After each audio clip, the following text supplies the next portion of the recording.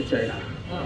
ISKCON নিষিদ্ধ হবে, ইসকনের পৃষ্ঠপোষকতা যারা দেয় তারা নিষিদ্ধ হবে ইনশাআল্লাহ। আমরা সরকারের কাছে এই দাবি দাওয়াগুলো করতেই থাকবো, উঠাইতেই থাকবো। আমরা এখানে দলমত নির্বিশেষে যারা একসাথে হয়েছে, উলামায়ে কেরাম, ধর্মপ্রাণ মুসলমান, তাওহীদি জনতা, ইয়া আল্লাহ আমাদের দিলের মধ্যে শক্তি দেন, সাহস দেন।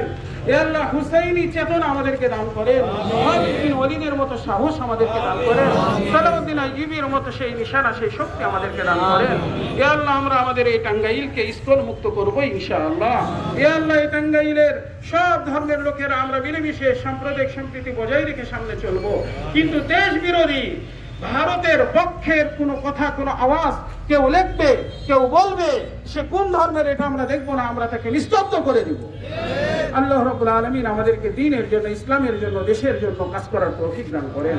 ইয়া আল্লাহ কওম উলামা পরিষদ, ইমাম মসজিদ পরিষদের মুরব্বীরা অসুস্থ, তাদেরকে আল্লাহ সুস্থতার নিয়ামত দান করেন।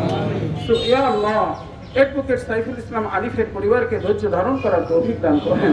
ইয়া আল্লাহ সাইফুল ইসলাম আলিফ এ আল্লাহ অনেক ভালো ছেলে ছিল, ভালো মানুষ ছিল, এপিপি ছিল, সে ইসলামের জন্য কাজ করতে অনেক টাকা ব্যয় করেছে। এ আল্লাহ তাকে আল্লাহ জান্নাতে উঁচু মাকাম দান করবেন। সুবহান রাব্বিকা রাব্বিল ইজ্জাতি আম্মা ইয়াসিফুন ওয়া সালামুন আলাল মুরসালিন ওয়ালহামদুলিল্লাহ।